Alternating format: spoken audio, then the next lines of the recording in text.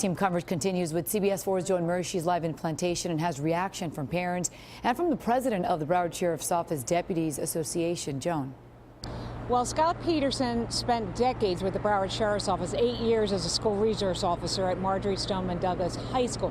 Now his whole life is defined by those moments on February 14, 2018. He is charged criminally, but the head of the union said it is a slippery slope.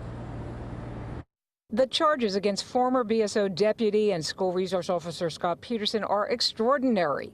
Investigators say he failed to protect the children in his care at Marjory Stoneman Douglas High in 2018 when a gunman stormed the building and killed 17.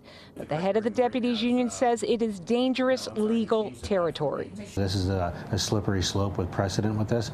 If an officer is now making or working a detail and there happens to be children there, does that mean that we're now the caretaker of those children? And when does this actually stop as we go down this slippery slope? Will we now be looking at firemen if they don't go inside of a burning building in a timely fashion, or a nurse who doesn't properly triage somebody and they take the less sick person? Video shows Peterson took cover while the gunman was still firing. He says he was following procedure at the time, including the ambivalent directive from the sheriff's office that an officer may engage an active shooter. Knowing what I know today, I would have been in that building in a heartbeat. But it's obvious that day that Scot Peterson, he froze. He reached his maximum potential that day, and when he got outside the building, he just collapsed. And he stayed outside in the same area for 45 minutes. So he broke down.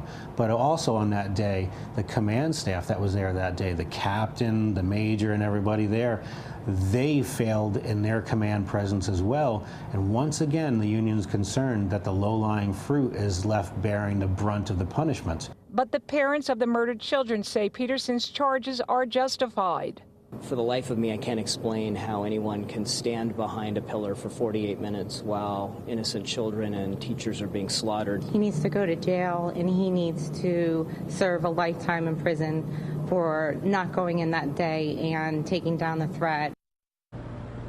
Though Broward's new sheriff, Gregory Tony, is working to change a lot of things since the massacre, the head of the union here tells me that there's still a lot of rules and procedures governing deputies that need to be changed. And one overarching issue is the creation of a training facility for all Broward deputies. Right now, they do not have one. That has been an issue discussed for years. It still has not happened. In Plantation, Joan Murray, CBS 4 News.